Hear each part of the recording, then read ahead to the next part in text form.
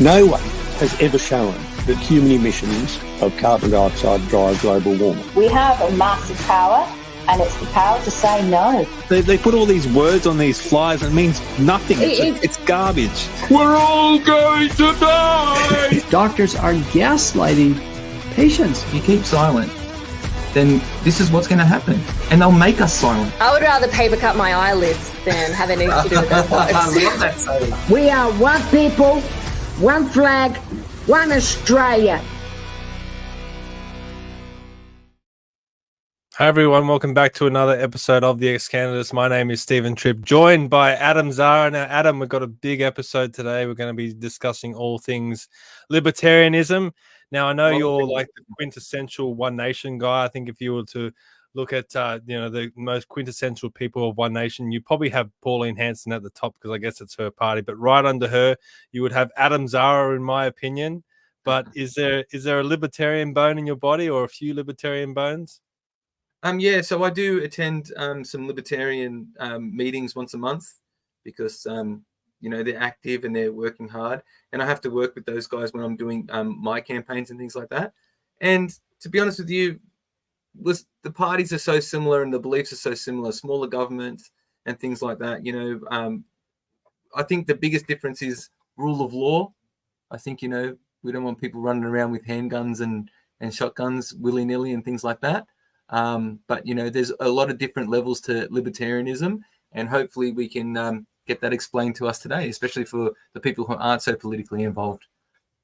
Yes, and I need to start things off by starting with a big, massive apology to Shane Cordwell, who was a previous guest. Now, I forgot to mention last time that Shane donated 5 coffees to us on Buy Me a Coffee. So Shane, I really apologize that I missed you last week, but hopefully I'm making it up this week with a double thank you, Shane. So thank you very much. But if you do want to support us, you can head to Buy Me a Coffee. I mean, we mention this every week, and people like Shane jump onto this just to throw us a few dollars.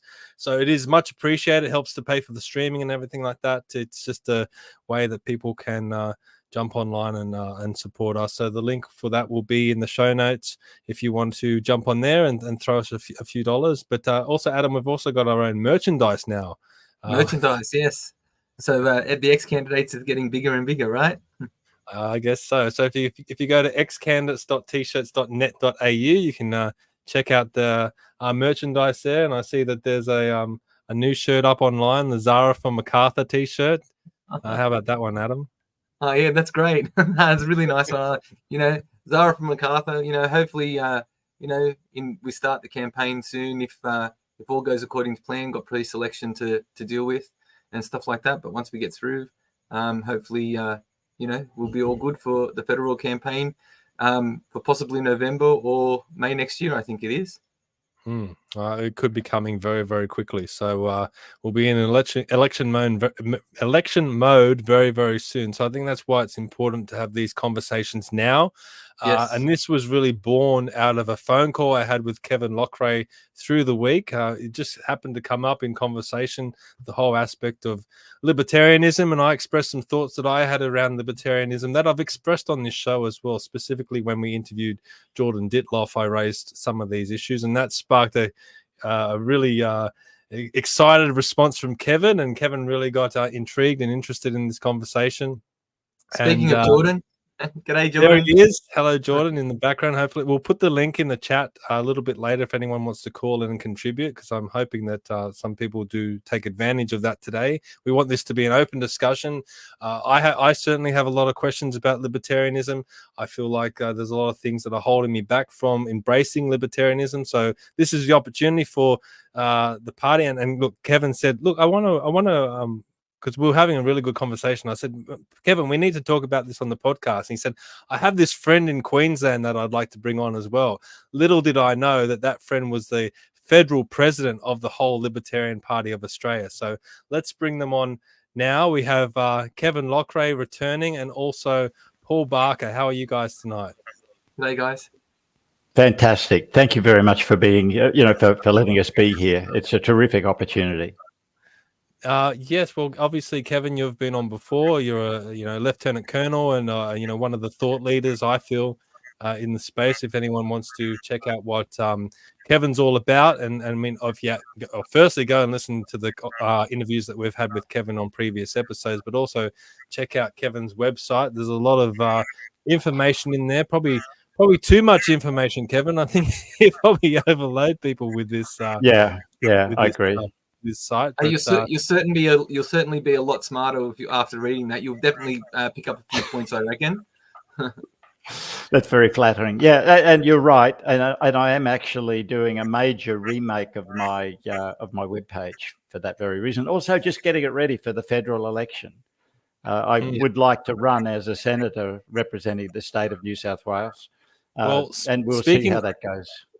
Speaking of that, Kevin, we've taken the liberty. Well, I actually haven't run this past Adam, but I'm sure he will agree. We've got this shirt up on the website now. Kevin for the Senate.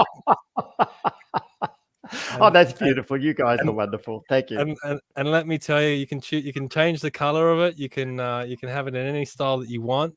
And all profits from this T-shirt we will donate to Kevin's campaign, whoever he decides to run with. So there you go, Kevin. How about that? Sounds good to me. Amazing. By the way, for the interest of those people who are watching on their laptops and whatever, I've had my lenses in my eyes replaced, so I don't have to wear glasses any longer. It's just amazing. I've got the vision of a 16-year-old again. I can read really fine print. Or, and I can see in the distance.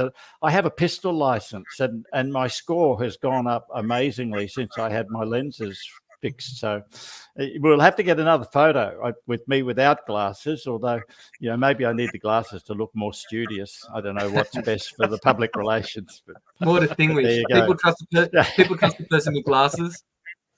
See, that's what I'm missing. Maybe I need glasses, but I just need to let everyone know we seem to be having some difficulties with the Rumble tonight.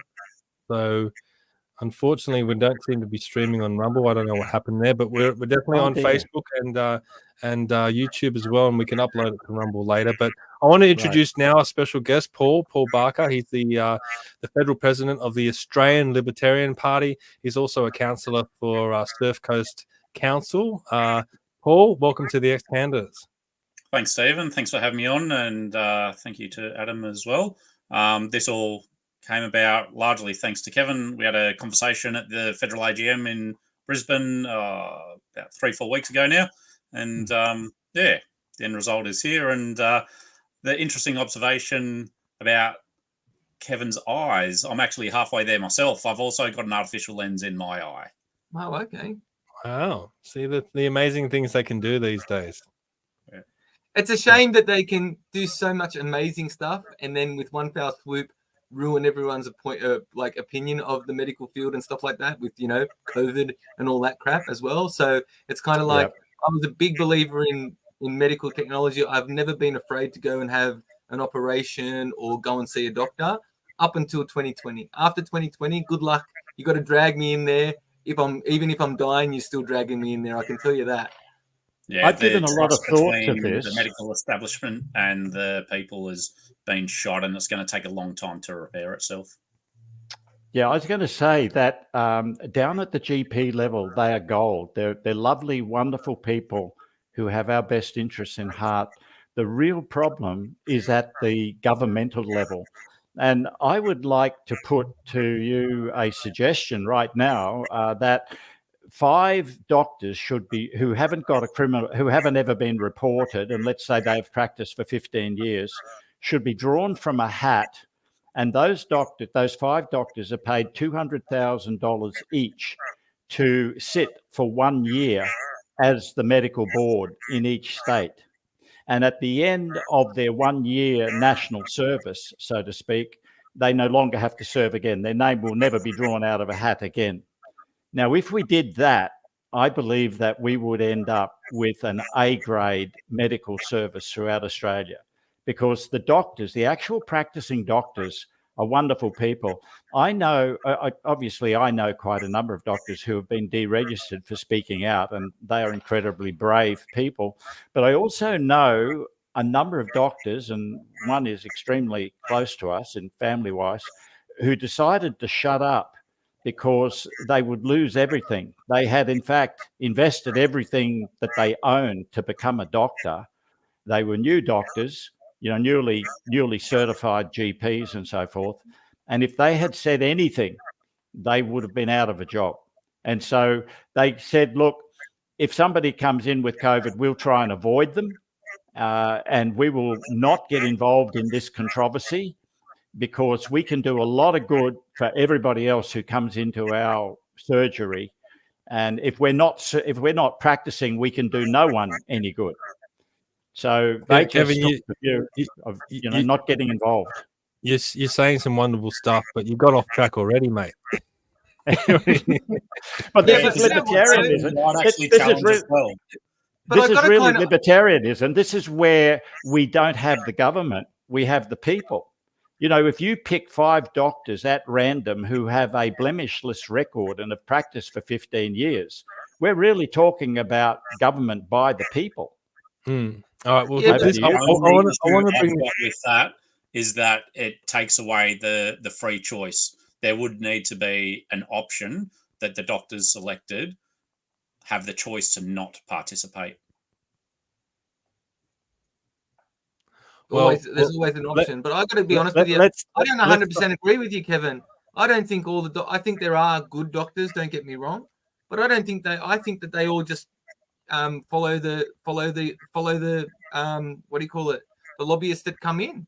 I just think that a lot of them that I just feel like a lot, not all, but a lot, just ducked under the cover. We want people to speak up. I understand that you've got people who have weighed up the situation. They're going to lose everything, and no one should have been in a position to lose everything in the first place. Doctors are sacred, I guess. To humans, to Western civilization, and to be put in that position, that's not right, 100%. But for not speaking out, I think the doctors should go that should be in the pool should be the ones that did get deregistered for speaking out, especially against all the COVID talk and all the COVID stuff. So Dr. William Bay and the many other doctors that have now lost their licenses or had to stop practicing. I think they're the ones that we should be, putting in as the ministry board or something for each state. I have a lot of sympathy for your point of view, but the numbers of people who have done, who've actually spoken out are extremely small. The second thing is, knowing a number of these doctors, I've had stand-up arguments with them where they disagreed with me. And in fact, they took affront that someone who's a mechanical engineer should have the effrontery to suggest to them that, things like ivermectin, hydroxychloroquine in sequence combination with other medicines would be effective in treating this disease. So a number of them were fairly ignorant. They are, in some ways, you're right, Adam, that they are the product of a university system and then a pharmacology system. And so they have been indoctrinated in many ways. I listened to a lovely doctor the other day who is near the end retiring, and he said, 50% of what we were taught at medical school was wrong. So now you have to think, if you can think about a GP, when that person walks through the door, the GP's got no idea what they're suffering from. And it could be a wide range of complaints. So the GP really is like a filter. And those things which are ordinary, like regular sort of things like a cold or a sprained ankle or whatever, the GP can immediately fix and diagnose.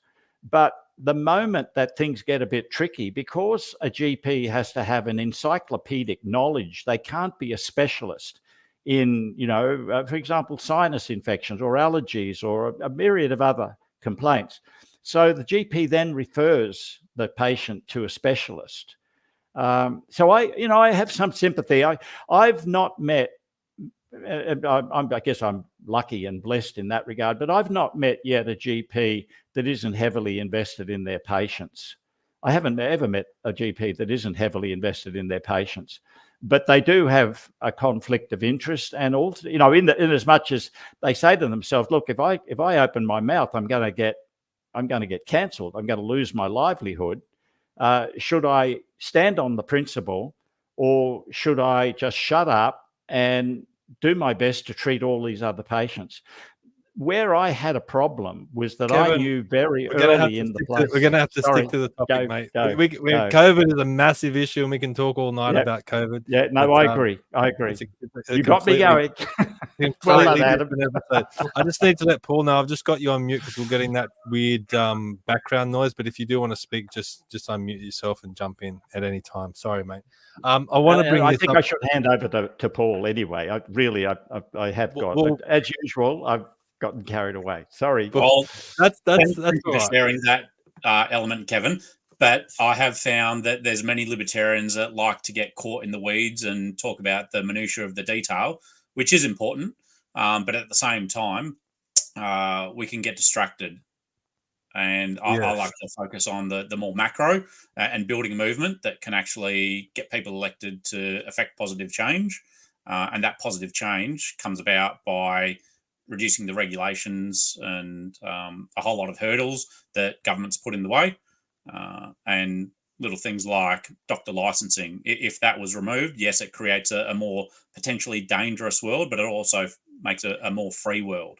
And when you've got that incentive that doctors currently have, where if they do speak out, they can potentially lose their license, it's just not a very free world that they're operating in. So to start this off on the right foot, I think we should have a look at the Libertarian website. Now, this is the principles of the Libertarian Party, and it says the Libertarian Party is a political party that stands for individual liberty, free markets, and small government. It regards government as the principal threat to these values and therefore seeks to reduce its intrusion into our lives to the lowest level possible, consistent with the preservation of a civilized society. It aims to restore to individuals the right to make their own choices and to accept responsibility for their consequences on the basis that they make better decisions than government. Now, with that said, Paul, what initially attracted you to libertarianism? Initially, well, I came from the WikiLeaks party, so my political introduction with any degree of serious focus was with the WikiLeaks party to support Julian Assange's run for the Senate. Unfortunately, that was unsuccessful. But through that, I found that whether it's the WikiLeaks party or any other single issue party or movement, is that while they might be good at that one particular thing, like with what Kevin mentioned about GPs, you need to be across a range of elements. And through a little bit of study, learning about economics, more importantly, led me down to the path of libertarianism. And like what Adam mentioned before, I was a little bit apprehensive about the whole concept of like no rules, but it wasn't just no rules. It was encouraging the voluntary exchange between consenting adults. And that, I think, is the key that unlocked my passion for libertarianism, because it actually means that we can support positions that we might not particularly like ourselves, but it means that it affords more choice for others. And I think that's the most important thing. Like, even if it's something in the bedroom, something being consumed or not consumed, there's a whole range of different elements, even within business, that people should be free to trade in. And if we don't like it, it doesn't mean that we should ban it. Yeah. So, like you mentioned, sorry, Stephen, you keep going with your train of thought. Well, I was going to bring up first, because I think this is my biggest problem with the libertarians. You were just previously called the Liberal Democrats. Now you had to change the name. There was you lost a court case with the Liberal Party. You were in a position where you did have to change the name. The thing is, you could have changed the name to anything. You could have changed the name to the Liberty Party or whatever you wanted, the Black and Blue Party or whatever you might want to be. You chose the name Libertarian Party. Now, I think that's put you in a box now. You have now you have to defend libertarianism, and you have to defend the ideology that comes along with libertarianism. Whereas before, when you were the Liberal Democrats, or if you had changed the name to something else, you didn't necessarily have to be identified as solely libertarians. You could have been like an alternative to the Liberal Party or whatever you wanted to be. But now, because you are the libertarians, I feel that you're in a box. Do you agree with that or disagree with that? Absolutely. But the thing is, before the box was a bit wishy-washy, where now it's got a solid structure. We've always been libertarians. And the forced name change has actually been a blessing in disguise, where before the name confusion we would have as a liberal light party was actually potentially beneficial early days. But once we developed a degree of brand recognition independently, it was actually quite harmful, because when people understood what I'm gonna disagree with you, right? Because you're saying that now you're libertarians and there's a structure there and you know exactly what you are.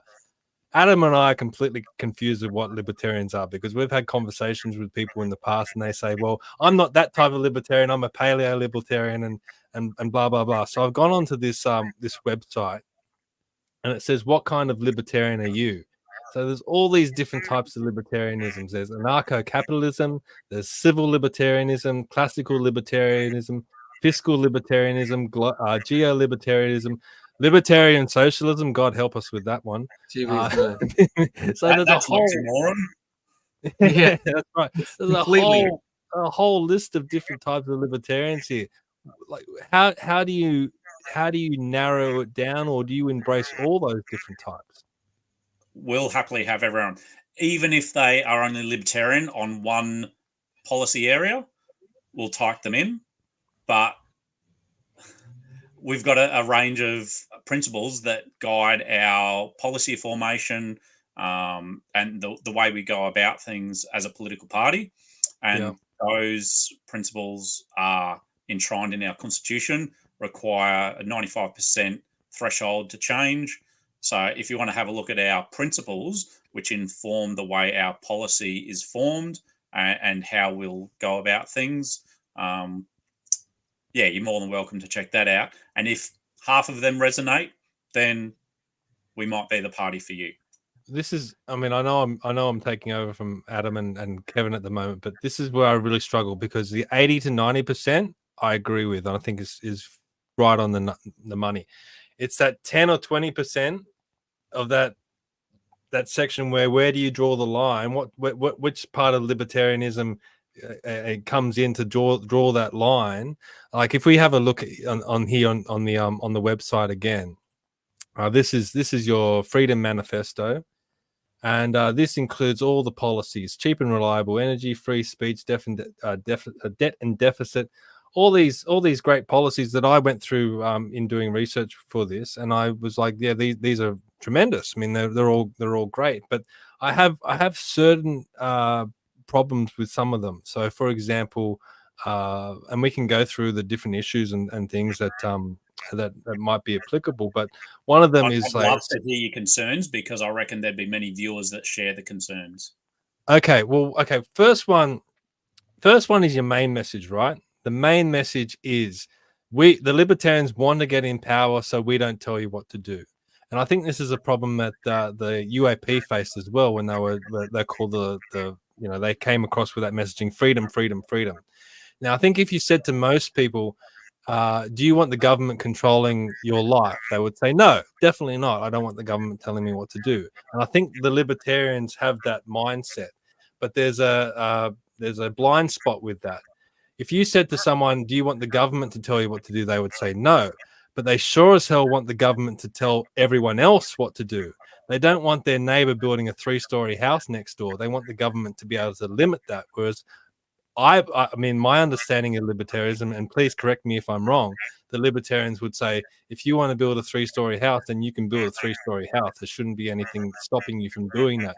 So that's where it gets that line. Where is that line? Where does that line come in, where the libertarians will say, you own that property, but there has to be a limitation somewhere on what you can do with that property? Well, being in council, I see this issue a lot. People have concerns that neighbours are doing X, Y, Z. The baseline just needs to be the rule of law. The same rule should apply to everyone. There are solid libertarian arguments for and against things like overshadowing, where there's a issue either sun or privacy. But where you talk about people wanting the government out of their own lives, but they're happy to use government to control others' lives, that's a philosophical inconsistency that I see across a lot of the people within the broader freedom movement. Because like the unifying factor for most in the freedom movement over the last 4 or 5 years is personal choice. And where the COVID mandates impacted people, that was a solid unifying principle. But as time has gone on, I've found that there's many that were opposed to, say, COVID mandates, but then they wanted to use government control for, as you say, houses. So you've just got to be able to accept that if you want freedom for yourself, others should have freedom for themselves. And if there is a conflict of rights, there's a way to manage that. And we can actually have disagreements within our own movement, and that's fine. The outcome might not be exactly what you want, but I think there was an issue where Tim Quilty and David Limbrick actually voted against each other on a particular bill in the Victorian Parliament, but that's only because they had a different weighting on principles. So the framework that our party brings doesn't have a guarantee of a particular future, but if you get more people that value privacy over property rights in terms of building development, you might have a particular future there. Whereas if the bias is opposite to that, it might go the other way. So the beauty of a libertarian future is that you don't actually know what's coming. Isn't that scary for people, like for people that are not Yes. libertarians, right? The people that you Absolutely. haven't convinced yet, they're looking at that and going, what the hell are these guys talking about? Where they're saying there's nothing that they can actually point to and say, well, this is the hard line. You guys are saying, well, there isn't a hard line. It could be whatever. Don't you think that terrifies people? The hard line is more choice. And if you want more choice in your life, Libertarian Party's for you. If you want to control others, maybe not.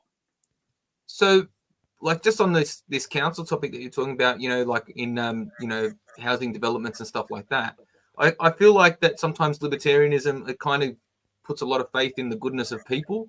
And I'm not saying that people aren't generally good, but when money gets involved and like things like property developers and development and stuff like that, how would if it was a libertarian government or libertarian kind of rules, how would it because you said there's so much change and that there's no real telling of what's what, how would people want to, like a young family, want to save up all their money, invest it in a house, like in a suburb, like say in my area in Campbelltown somewhere, I don't know, let's talk about Eagleville, okay? And then what happens is if there's no like height capping or something like that, for stories and stuff like that, then because people are doing a lot of knockdown and rebuilds in the area, and then say it was maximum 2-story, but then it's if you're saying that you can have choice to do whatever you want, and then you have like put a 5-story building in there and have 3 families living in 5 units or something like that, like a unit style, knock down a house on a big block because the blocks are big out here,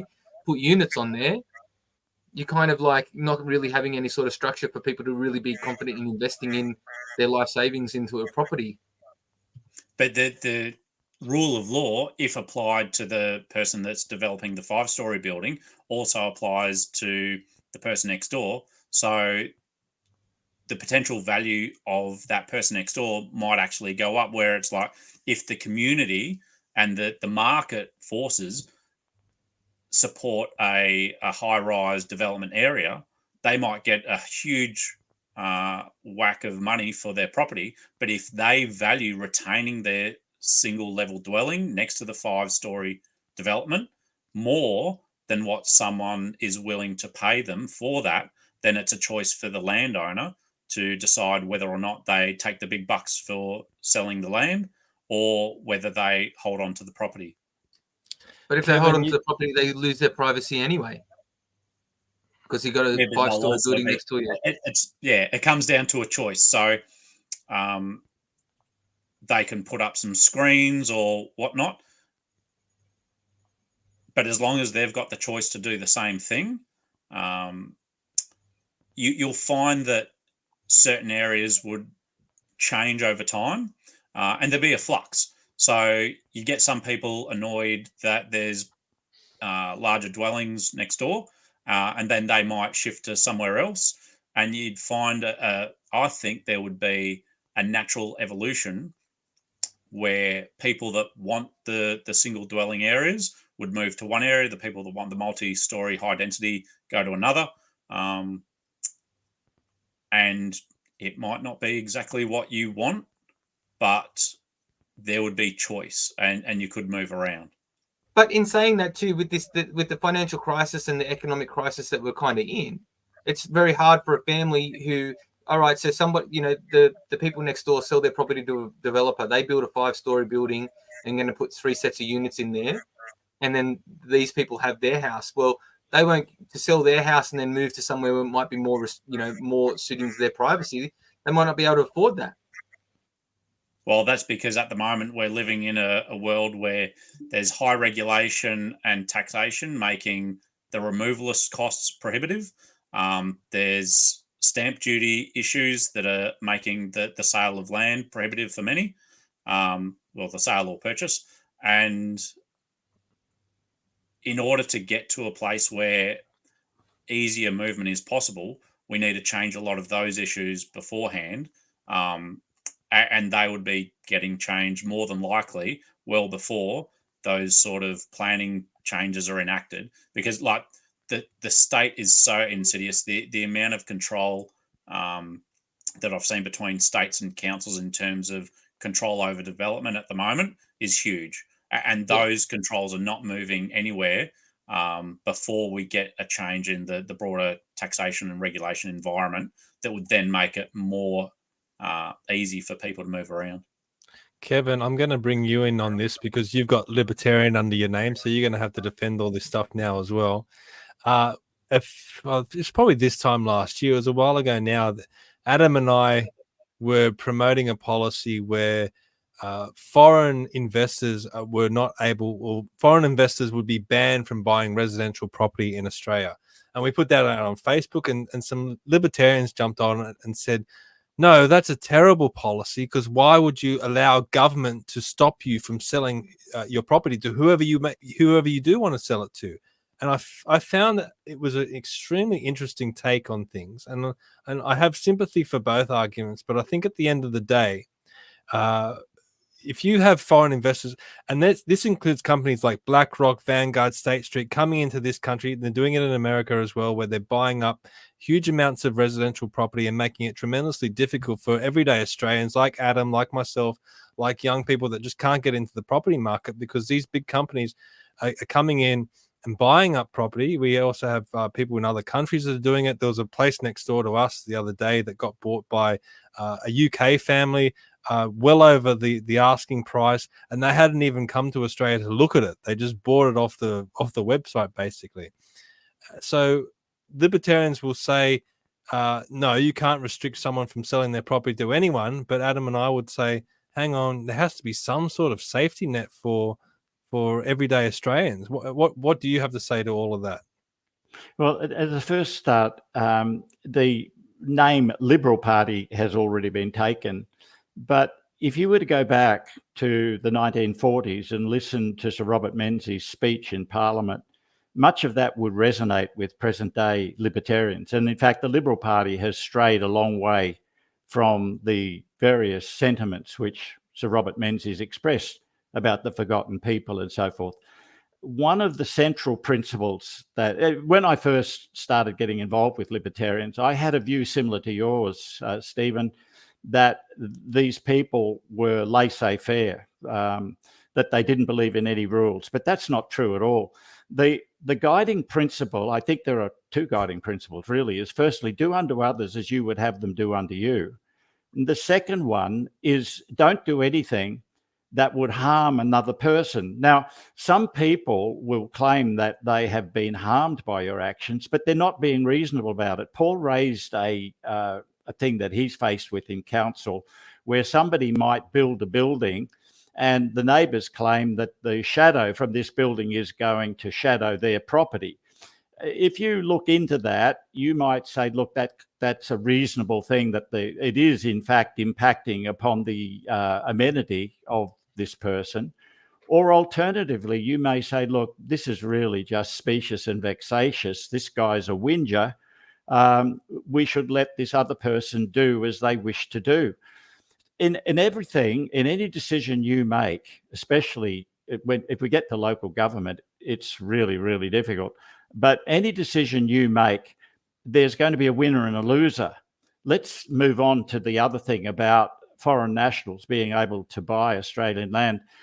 As a patriotic Australian, as somebody who served in the military for 32 years, I am absolutely vehemently opposed to any foreign national having freehold title of Australian land. For what does it mean to be an Australian if foreigners could come out and buy the land from underneath you when you end up renting your property, renting your house, or having to rent a house to a foreigner? In other words, we'll own nothing.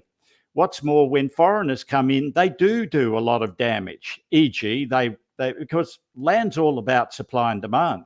And if supply can't meet demand, because we've got 1.4 billion Chinese to our north, we're a country of 26 million. If even a fraction of that 1.4 billion Chinese decide they're going to come down here and buy property, it would price the property out of the reach of everyday Australians. And Kevin, isn't this a clear example of what I'm trying to say? The libertarians need to draw a line somewhere where they say... And I'm not arguing with you. What I'm saying to you is you should not think that libertarians are laissez-faire, that libertarians are without rules. The guiding principle in a Libertarian Party is that we only become involved when it's necessary. Okay, this is good. This is what I want to get... We approach government with a very light touch. Would you agree with that, Paul? Because I'm a member of the party. I'm a new member of the party, and therefore I cannot speak with authority. I can only say, as a new member to the party, that these are the views that I would espouse at party meetings. And I believe that the party membership actually makes the party. And so far, I've found nothing but highly intelligent and reasonable people in the Libertarian Party. So I felt very comfortable and at home. I've also, by the way, found a group of people where you can express a view and they don't jump down your throat. They're happy to argue with you logically about, the rights and the wrongs of what you're suggesting. No, I have a great deal of affection for this party. I believe it's wrongly named, but we have no say in that because the Liberal Party was stolen from us. Basically, the name Liberal Party is gone. But that's what liberal meant back in the 1940s. Liberal meant that you were a libertarian. The two names have the same derivation in Latin. Well, they've just butchered the actual name. There might actually be a potential pathway for someone to go to the ACCC and report the Liberal Party for misuse of the word liberal. But I love that. But with what you talked about just at the end there, talking about right and wrong, I prefer to look at rights. And with that simple lens of what's right or wrong, look at the rights. Like, should it be a right for foreigners to buy land? I would then preface that question with, should there be reciprocal agreements? So if the Chinese are to buy land in Australia, should we be afforded the same right to buy land there? And if there's reciprocal agreements, then we might have a list of countries whereby their citizens can buy land here because we can buy land there. But I think if someone has a right that others in the mirrored situation don't have, that is definitely unfair. That's still not going to help the the battlers on the ground that can't afford properties here in Australia. If you just make a deal with China and say, hey, we can buy property in your land now, and they say, yeah, go for it. If you want to buy something here, go for it. It's still not going to help the battlers here in Australia. I mean, isn't that what government's for, to facilitate an easy pathway into the property market? Or we just say, No. okay, well, no. My view is government is there to protect rights. And if we're going to have a situation where people are struggling, what the government could do is do things like cut the cost of living. So fuel excise tax, there's nearly 50 cents a litre. There's another $50, $100 in your pocket every week. That then flows on to other goods and services that would then be cheaper. The taxation environment, like this progressive tax environment that penalises people. Like, I was just talking to a friend a couple of days ago. He just got a promotion, got a pay rise, but a pay reduction at the end. So because he's gone up to the next bracket, he's actually gone backwards. And like rather than focus on the symptom, which is the reduced affordability of housing, if we go back to the causal factors and address them, the symptom that you're concerned about will naturally be resolved. Like, if you're prepared to work your guts out, build up some wealth, throw that into property, that is something that I personally and we as a party support, but we are not in a position of picking winners and losers. Okay, well, look, I've put the link in the chat if anyone wants to call in. Like, we're really going to get dangerous now. If anyone disagrees with anything that any of us have said, something I've said or Kevin has said or Paul said, feel free to jump online and contribute or ask a question. But there's some issues. There's some other issues as well where maybe we can harp on the point of where this line is drawn. I want to talk about the first one's abortion. Where do the Libertarians stand on abortion? That's a free choice to individual candidates. There'll be, and this is actually a really good question because it touches a little bit on religious belief. And like, we are a party that's got members who are teetotalers, stoners, alcoholics. And when it comes to abortion, we have a lot of people that support a pro-life position, and many of those come from a position where religion has influenced that position. And we've got others who support a pro-choice position, and that might come from someone who is not religious. So as a party that has a whole range of different people with different belief structures, independent, outside of the political party, we found it was more important for individual candidates to be able to have a choice on the matter, and then it doesn't pigeonhole us into any one particular position, because there are strong libertarian arguments both for pro-life and for pro-choice. Because it comes into the fact of the rights of the child, but then you have to define when life is actually, like, I'm being Christian, life is from point of conception. Okay, but then some people won't believe that there's life until the baby's actually born, and then there's even been things out there where they can terminate after the baby's born. So like which is murder in anyone's book. I'd agree with you there. Yeah, late term or after birth, that is a massive breach on the rights of the baby. And libertarians have, as long as the right of one person doesn't affect the other person's right. When would you define? I think the problem is with the abortion argument, and it doesn't matter what side of politics you're on, is coming to an agreement on a definition of when life starts. And I think life starts. It doesn't. There's no if, buts, or maybes. Life starts from the moment of conception. The fact of the matter is that abortion is a reality, and it's a bit like drinking alcohol. You can ban it, as the temperance movement tried in the United States, and you will not succeed. people will still go for abortions. If you want to know my own personal view, I'm opposed to abortion, but then I would not legislate against it because I accept the reality that it exists. If abortion is to happen, I would like it to happen as early as possible and as safely as possible for the woman concerned.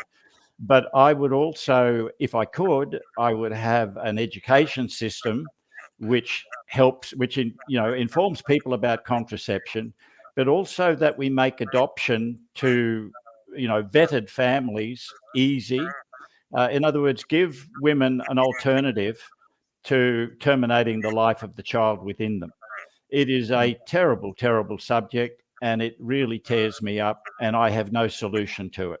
I really don't. I don't have an answer to it. I don't think anybody. I would do everything I could. Does.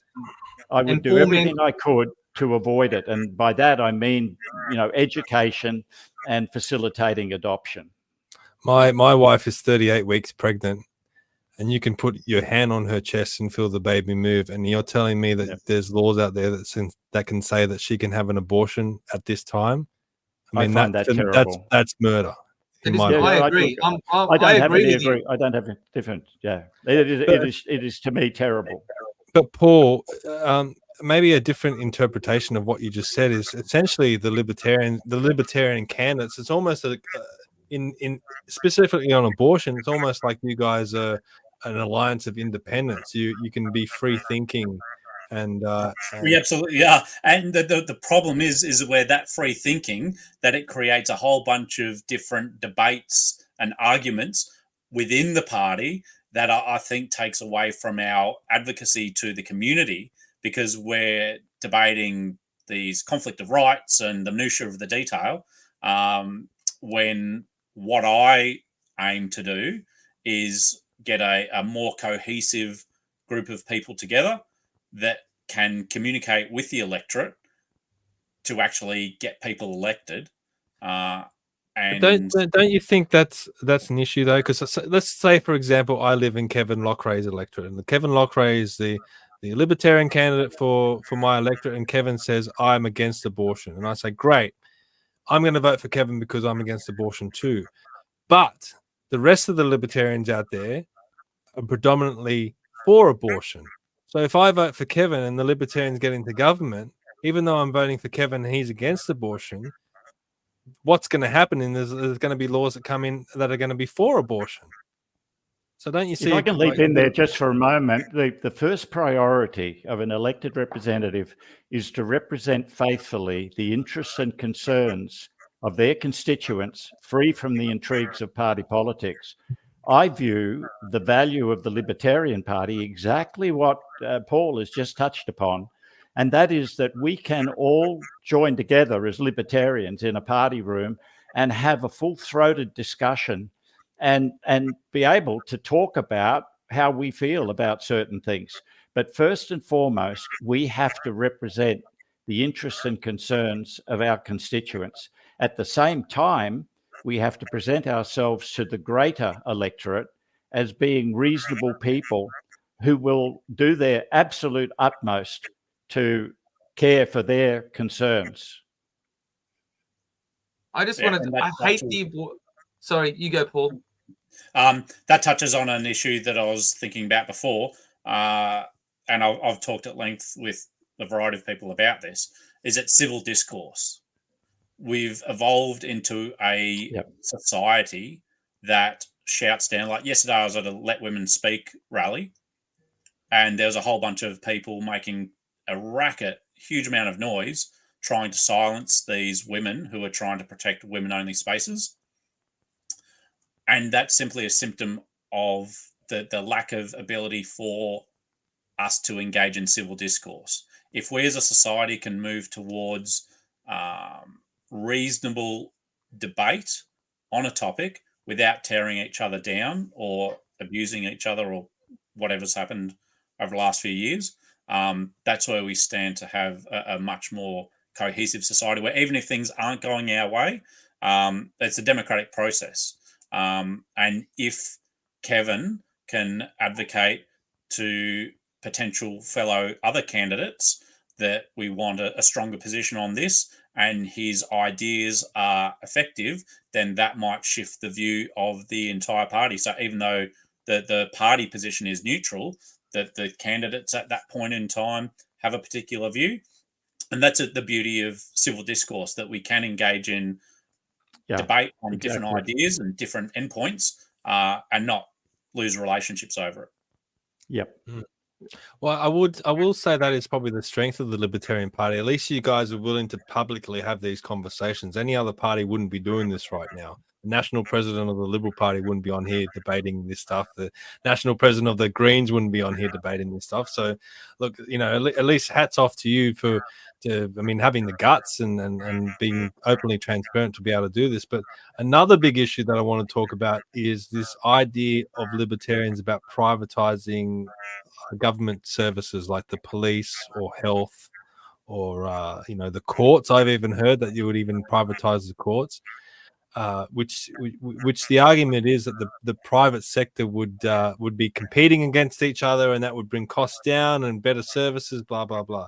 But what's to stop BlackRock, Vanguard, and State Street from coming in and buying up all your police stations and all your courts and everything like that? They could do that, but then at the same time, there could be the Stephen courthouse, or there could be the Adam police force, and people would subscribe to the force that, or the force, or the organization that they best prefer. So I was actually having a chat with a paramedic friend yesterday about this issue that they've got at the moment with the paying conditions, and talking to him about this, like, if you wanted better paying conditions, and that resulted in this group having a higher subscription rate, you might find that the potential customers or the subscribers choose to go elsewhere to a lower cost service. But there'll be others that want to pay more and would be happy to. So when it comes to the police, the courts, everything else like this, like privatization has a huge impact on changing the course of the way that service is delivered. Because if that service doesn't perform, i.e. the courts do something that the community don't like, that the amount of steps between where the taxes are taken and how they're spent in the application of that situation, it's just too far removed. Where imagine if tomorrow a person that murders someone is taken to private court and the result is inconsistent with the majority of the community views, instantly the funding gets turned off. People switch off that subscription service, and essentially that individual that made the poor decision is suddenly unemployed because that company running the courts is now bankrupt. The problem is, who pays that much attention to other people's court cases? And second of all, right, what happens is that would start almost an endless cycle of courts anyway. Because if you say, all right, let's talk about family law. So I'm going to go and fight for my daughter, okay? And I go and I know that A, B, and C courts are more, favorable to the father outcomes, okay? And then what happens is a fictitious world at the moment. It's very fictitious. Trust me, I've been there, right? But what I'm saying is, you go. So what happens is that you go there and you do that. Then what happens is, what makes that court more authoritative over another one? So then why would not the wife then, or the ex-wife, or mother of the child, or whatever, turn around and take it to another court, and then go through to a court that's more female focused and orientated? And then so it could be back and forth the whole time. Like I spent 10 years in litigation under the current system, which I know is corrupt and it's crap. I get it. Like, don't get me wrong. Our system needs definitely a lot of reform as it is. But what I'm saying, at least it's consistent across the board. Once the family court makes its decision, then it has to be appealed through other avenues, like higher up. Whereas with what I think, if my understanding is correct of what you're saying, is that you could go to private court A, then they could go to private court B, and then you could go to private court C, and you could just keep going around to different avenues and just be in endless litigation anyway. If you wanted to do that, that's the situation at the moment, that people have one choice of court system, and they get bankrupted through pouring too much money in. But it comes back to the individuals. Like, if they want to keep pursuing things in different forms, they're free to do so. But as Jordan highlights before, like, independent arbitration is possible at the moment through the changes to the Family Law Act, and it's up to in this case, where there you go, it's just been put up. The people involved in the dispute have to choose whether they keep going down that path of continual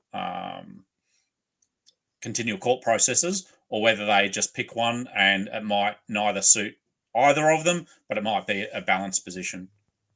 Kevin, you don't look totally convinced down there. Look, it's been my life's experience that you never do anything rashly. With a society, it's a bit like a weight on a spring. And if you give it a hit, and too hard a hit, it'll keep on oscillating about its medium point.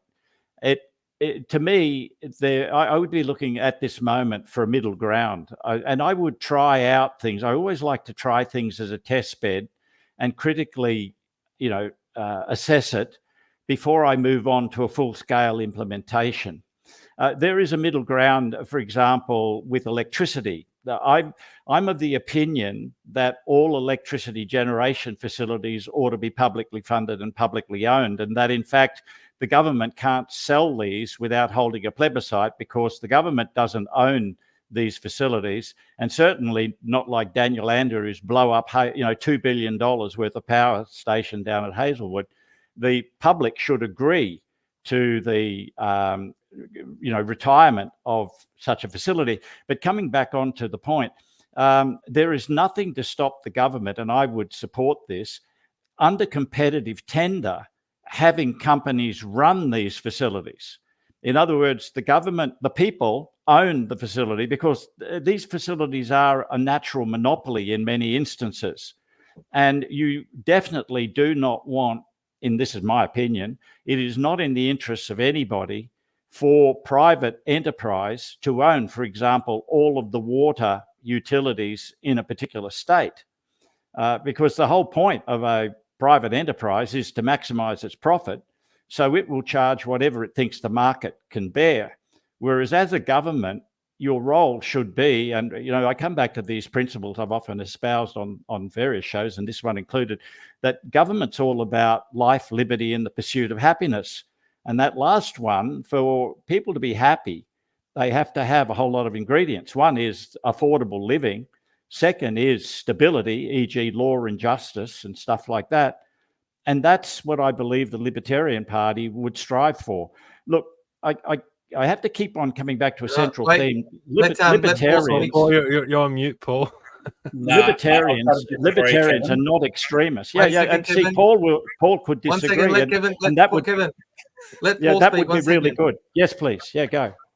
In a truly free market, there would be the ability for monopolies to be challenged.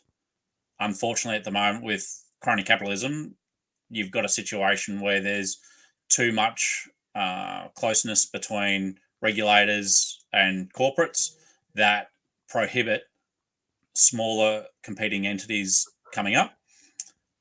And your concern about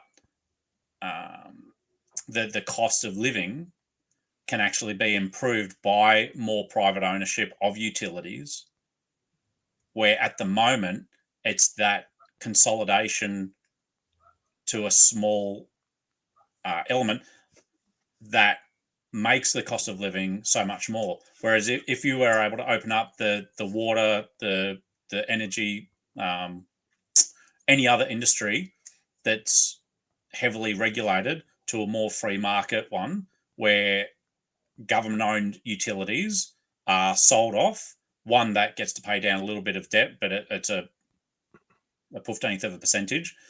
But what you do have is the ability for other companies to compete. And competition drives innovation. Competition drives lower prices. Competition actually drives both lower consumer prices and higher profits. So have absolutely no argument with that, except that in certain circumstances, things are natural monopolies and there is no real competition. What's more, you can end up with these natural monopolies becoming foreign owned, which then prejudices the security of this country. And that, by the way, this is the sort of discussion that we would have within the Libertarian Party group. And in the end, our obligation is to serve the interests and concerns of the people who have put us into Parliament. They are, first and foremost, our primary responsibility.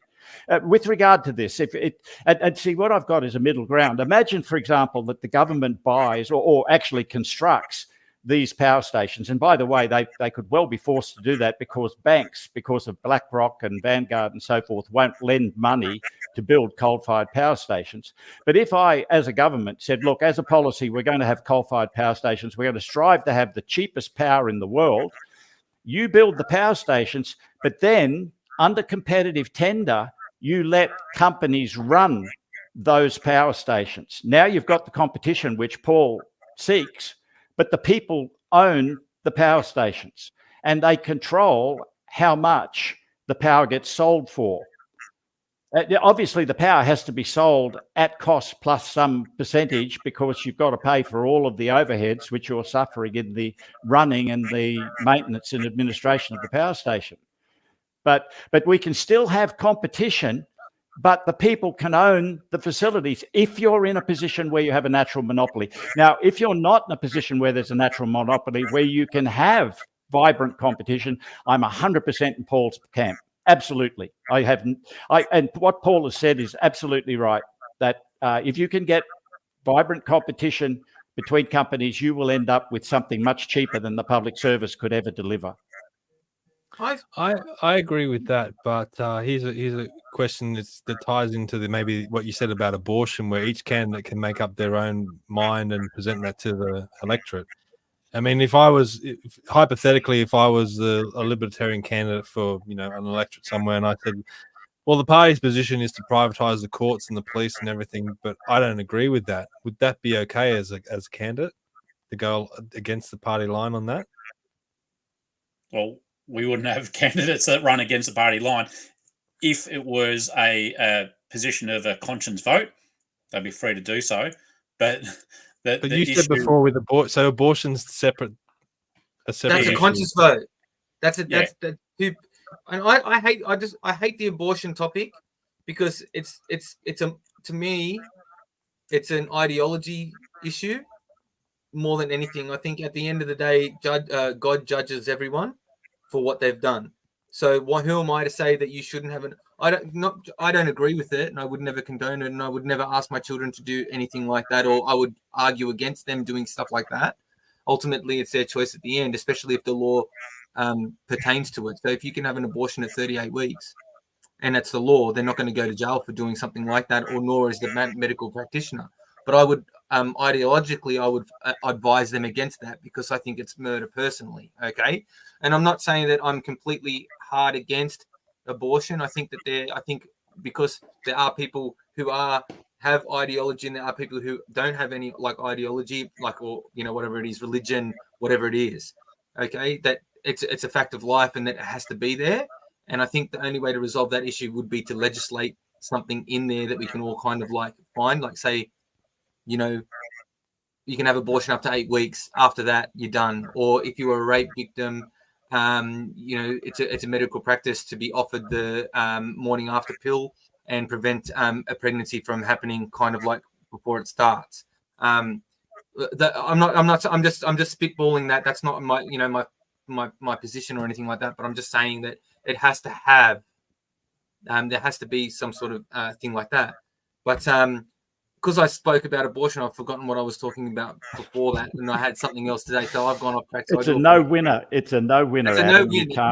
You can't win, mate. It's a terrible thing. No-win. Yeah. Well, we have a comment here. There's no good answer. from Jordan Ditloff. If Libertarian is a bus line with 20 stops and you agree with the first 18 stops on the line, disagreement over the final 2 stops shouldn't stop you from getting on the bus. But what happens if the final 2 stops are fundamental issues that are big issues like abortion? Then, well, that's your choice.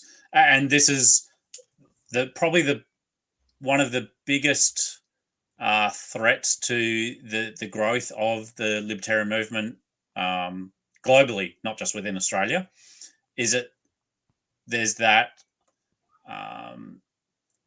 that position of being morally absolute. Because I am XYZ on this and you are not with me on that, I am out. And what that does is it creates a less free future where we have less people represented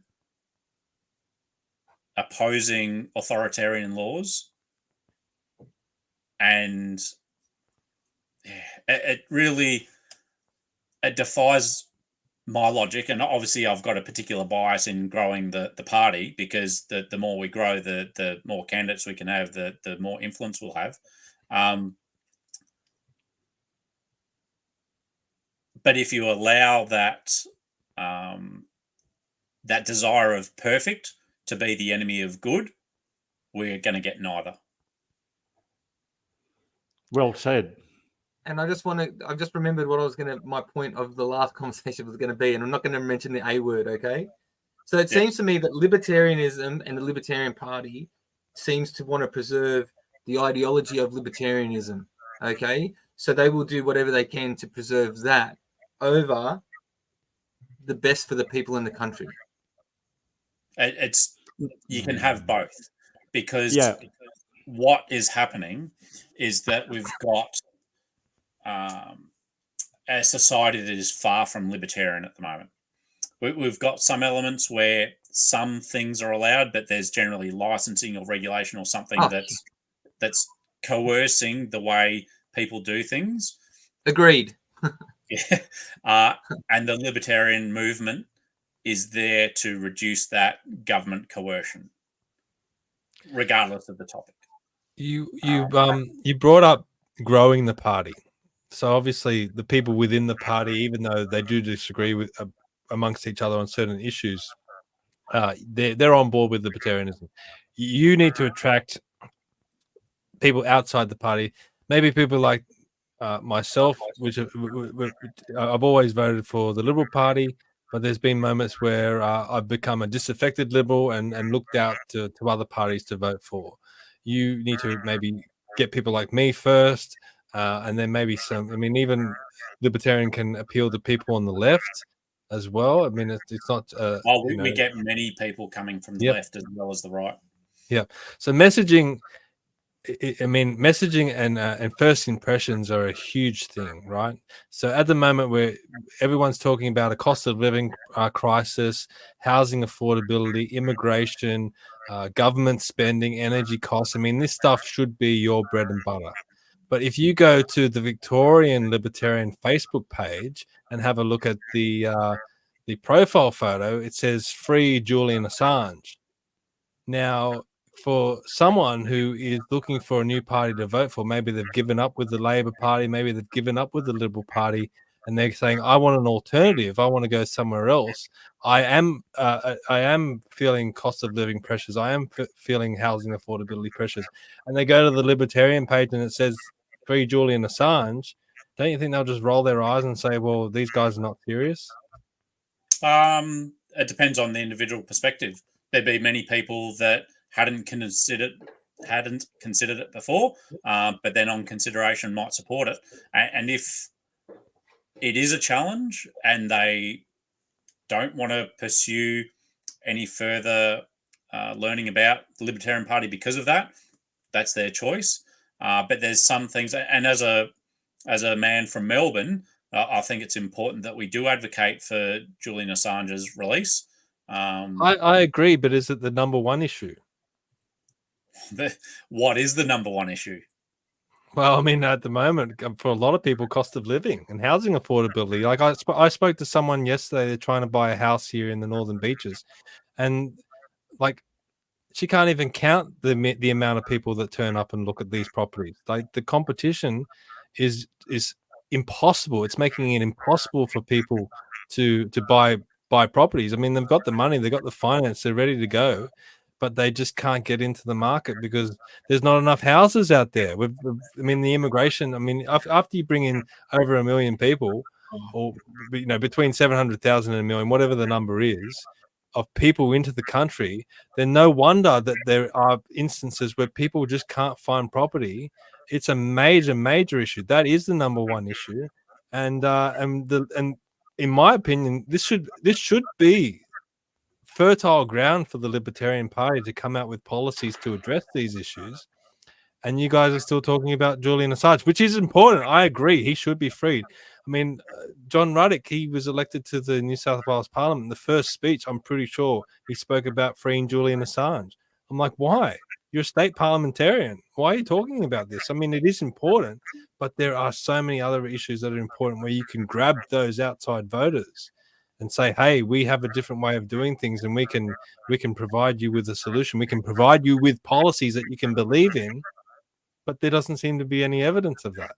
Well, you want to watch this space over the next few months. We've got some things in the back end developing that's really going to improve upon that, because we've had 2 decades of pretty successful performances in different parliaments, with a very cerebral view of how we communicate what we're about.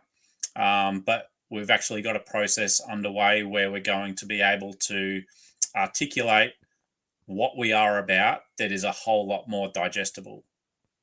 Okay. I don't want to Stephen, jump in. I ran for the state seat of Ballina, and as an independent, and I absolutely went in the direction you're advocating at this moment. And I would agree with you that the messaging on the Victorian Libertarian Party page is not the best. And now that you've raised it, it's quite possible that those persons who control that page could change it. I would hope that they do, because the points you've made are actually right on tone. I think you're correct. That if you want to get elected, you've got to address those things which are most important to your electorate.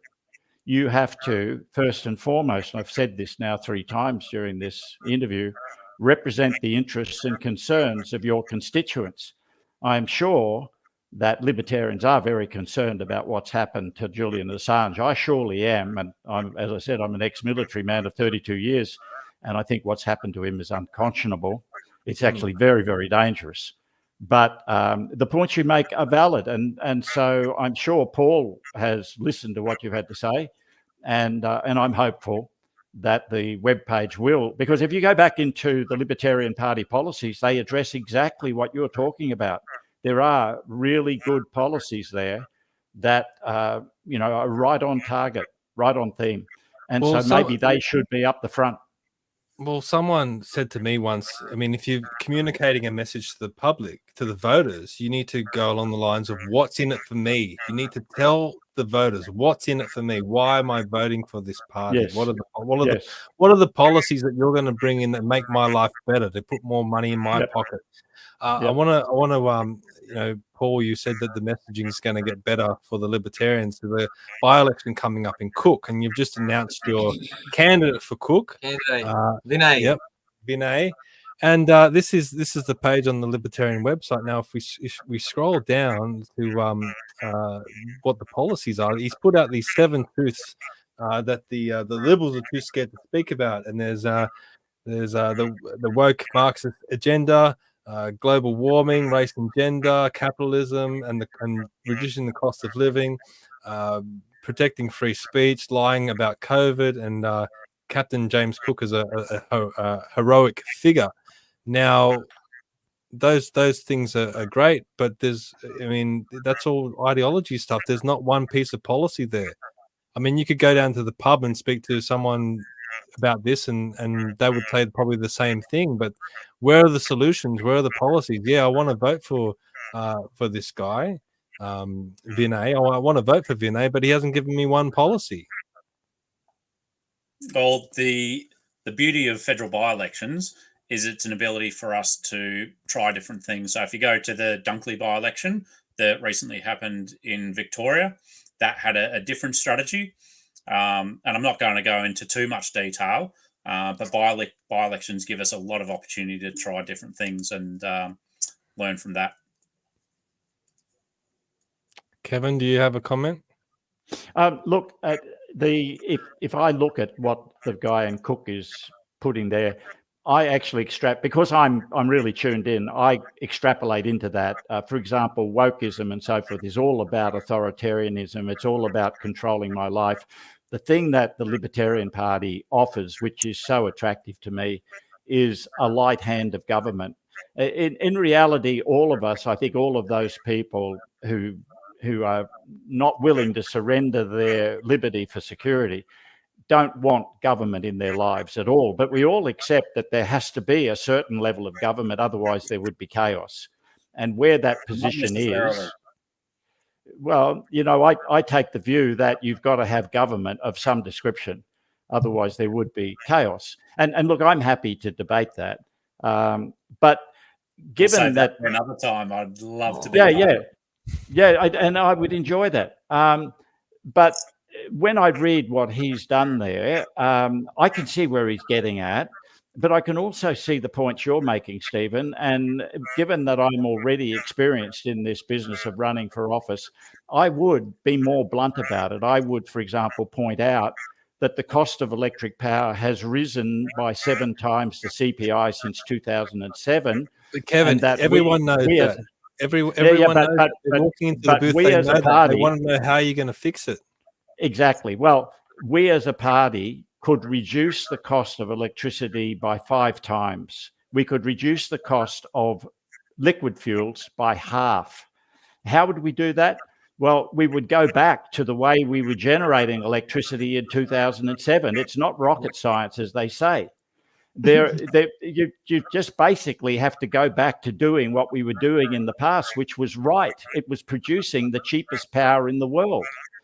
So you would say, look, and the Libertarian Party has already said that there is no point in reducing human emissions of CO2 because CO2 does not appreciably warm the Earth's atmosphere.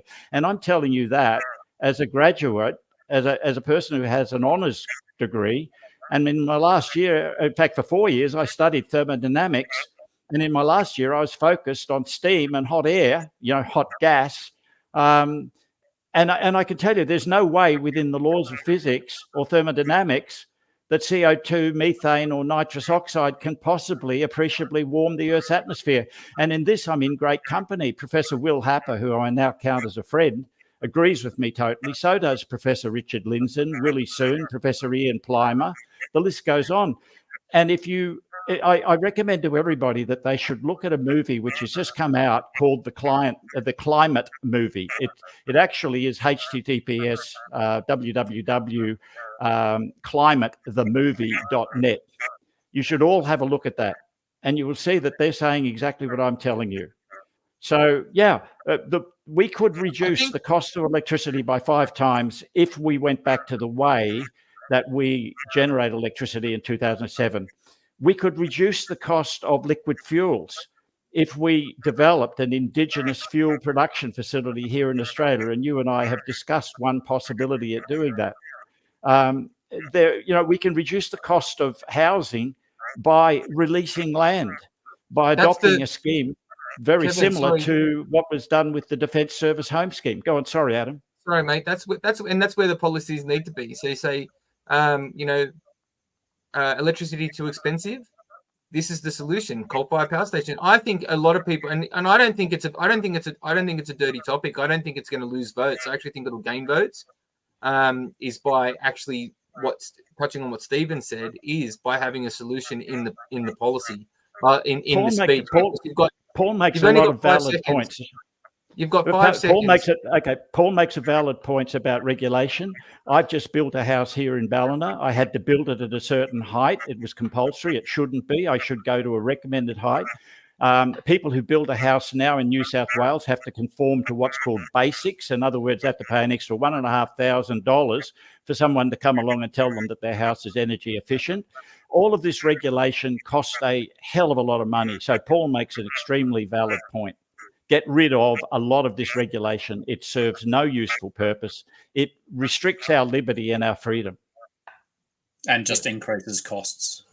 Yes, it does. It does. It 100% increases cost. I agree with you. But I did have a debate with a customer yesterday about the basics, and he was like, "I agree with the basics." So, you know, you still get because. Sorry to interject, Adam. Yeah, but a lot of people look at issues on a surface level. They don't understand at what cost.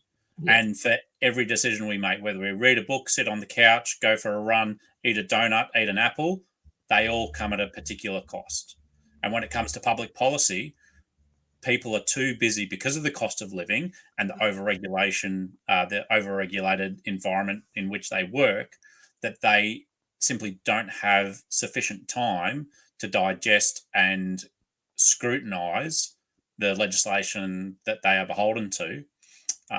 So we're actually like in this merry-go-round that actually is getting faster and faster, and the political process just carries on as per usual. More regulation, more taxes, more bureaucracies, and if you don't have the time to sit back and look at it with a macro lens, it's very easy for these issues that on the surface seem lovely, but deep down cost us dearly long term. Yeah, I agree. I agree with a lot of most of what you said. I agree with what you said pretty much. I don't think people get a chance to actually investigate it, and nor do they even want to understand, you know, about those kind of things either. Honestly, I really think, and this is touching on what Kevin was saying, is that really Australia does need to wind the clock back to when we were quite a successful, and you know, I think the education system needs to be wound back to where we were having our highest levels, and we just go back to that method of teaching. For starters, let's go back to the basics. Let's go back to the base point and start from there, and then we'll make adjustments as we go, and not the direction that we've gone. I think with electricity, it's the same way. Let's go back to where it was awesome, and then let's move forward from there again, okay? But in a better direction, because we know that the one down this, you know, renewable route's not going to work. It's only going to cost us everything, really. So I think, you know, I think what happened was, and I think people's apathy has let the government and let Australia go too far past the tipping point almost. And I think that's why actually minor parties are more important now than actually they've ever been before, is because with the Libertarian Party, with One Nation, with the UAP, if they ever get back on board again, those kind of they're the parties that are actually bringing these major issues to light and saying that the government's gone too far and it's taken the country too far down the wrong direction. So I do think that the Libertarians have a massive place in Parliament, especially to shake us up. You need the shake up. I always call it Libertarians are. I find them to be conservative activists, whereas the Liberal Party don't have conservative activists. Conservative, wash your mouth out. Oh, really? I think you are conservative activists, personally. I reckon you're right, Adam. The Libertarians I've met, people who are firmly rooted in reality, they definitely and rightly feel that government just basically stuffs everything up, and the less government we have, the better life would be.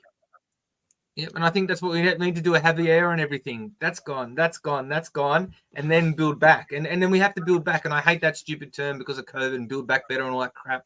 But I think that's what needs to be done. I think it needs to be stripped down and basically rebuilt in a more efficient, better way than what it is.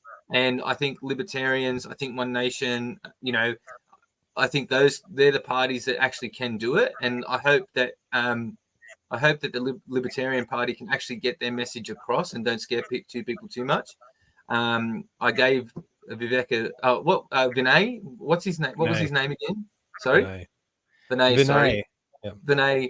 Yeah, I gave Vinay, because I saw him at the local meeting just at down here at what do you call it, at Casula, and you know, you just got to get your point across concisely, and you can't scare people, and that's the biggest part. I think that's, you know, don't talk about the scary stuff of libertarianism. You need to actually talk about the basics of what libertarianism will bring, and the advantages of it. If you know, two-time campaigner, I just found it's easy to have a 30-second spiel and just spit that out every day for 2 weeks. Well, I know so I know other parties out there are having the same discussions in the background. I know the Liberal Party, you know, they're almost engaged in a civil war with the different views between the different factions and everything like that. So, Paul, I mean, thank you very much for coming on here tonight and trying to explain libertarianism to us. I mean, you can probably sense my frustration with the Libertarian Party, because I almost see the party as an alternative, and I'm 80% of the way there. It's just that final bit that I just can't get in my head yet, and I guess that's why I've let that out tonight. But maybe in the future I'll come around, and hopefully you won't hold that against me. And look, the Libertarians do a lot of great stuff. I mean, John Ruddock was in the Parliament until the wee hours of the morning, entirely. you know, fighting against the conversion bill. I know David Limbrick and there's Tim Quilty down in Melbourne during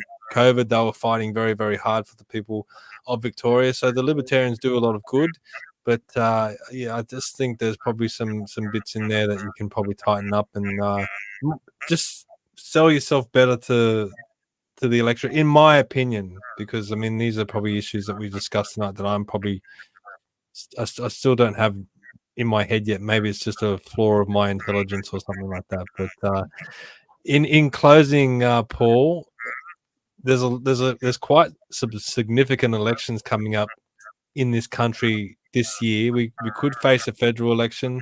There's council elections coming up in New South Wales. There's a state election coming up in Queensland, where you're based.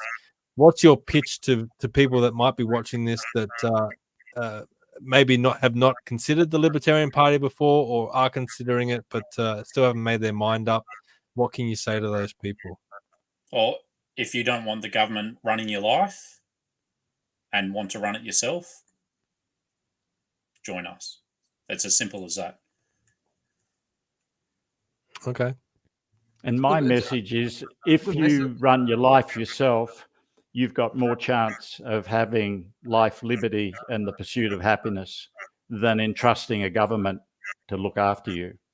And that's what I find so attractive about the Libertarian Party. And I want to recap myself as a member. My experience is that I found people of high intellect, people who are willing to discuss, have open discussions, and I didn't find a radical amongst the people that I met at the AGM. I found people who were talking an awful lot of sense. So yeah, everything that Paul just said really wraps it up. But the important thing from a voter's perspective is that you will have much more prosperity, much more freedom, much more happiness if you can get the government out of your life. Well, Paul, we're at the most important part of the show now. It's the final segment. It's called Build Your Own Fantasy Government. Now, Kevin's played this game before, so he's out. But yeah. But Paul, you're in control of the next Parliament of Australia.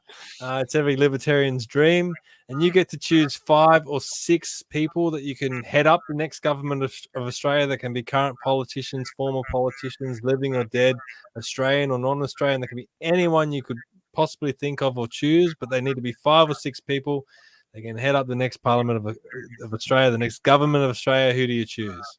I needed to do some research for this. We're talking federal, Australian Parliament. Yes. Australian Parliament. Julian Assange.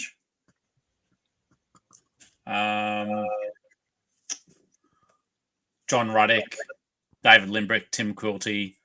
I'd even throw in a David Lionhelm and a Aaron Stonehouse. They did all right.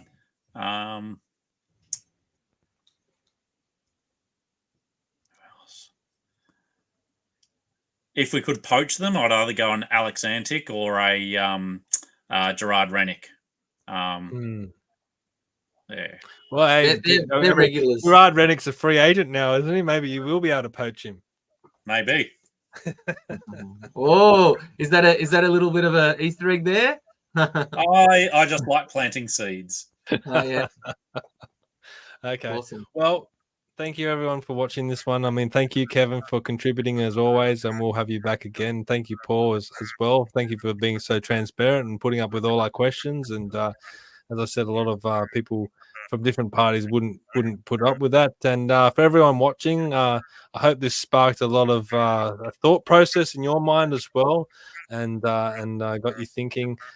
As always, please support us at Buy Me a Coffee, and if you want to support Kevin, head to our t-shirt shop and get your Kevin for the Senate t-shirt. And as I said in the beginning, you can all profits that come from this shirt will go. We will donate them directly to his campaign wherever Kevin decides to run. So thank you. To finish up, Paul, people want to follow you. Where can they go to follow you on social media? I'm on Facebook, Instagram, and X. Different handles, but if you search Paul Barker Libertarian, you'll be able to find me. Yep, that's right. So follow Paul, and maybe you can message him offline and ask him some further questions. But for everyone watching tonight, thank you very much for watching, and we'll see you all next time. Thank you very much. Thank Thanks, you. Dave. Thank you.